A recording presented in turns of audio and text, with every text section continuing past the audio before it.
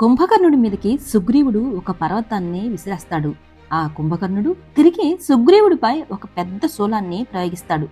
దాన్ని సుగ్రీవుడు నాశనం చేయగా అది చూసి కోపంతో పెద్ద పర్వతాన్ని ఎత్తి తలపై కొడతాడు. మూర్చపోతాడు. అప్పుడు కుంభకర్ణుడు తన భుజం పైన వేసుకుని లంకానగరం వైపు నడుస్తూ ఉంటాడు. అది చూసిన హనుమంతుడు, ఇప్పుడు నేను కుంభకర్ణుడిని చంపి ఒకవేళ సుగ్రీవుడిని విడిపిస్తే వానరులకు రాజుగా ఉన్నందుకు అతని బలాన్ని నేను కించపరిచినట్లవుతుందేమోనని మనసులో అనుకుంటాడు. వదిలేస్తాడు.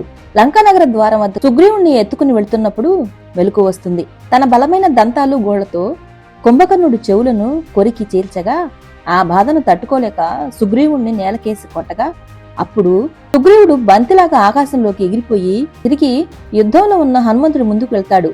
అందరూ జై శ్రీరామ్ అని కమెంట్ చేయండి. పూర్తి వీడియో కోసం మన ఛానల్ పేరు కింద లింక్ ఇస్తాను, తప్పకుండా క్లిక్ చేసి చూడండి. మొదటిసారి మన ఛానల్ చూస్తున్నట్లయితే సబ్స్క్రైబ్ చేసుకోండి. Thanks for watching.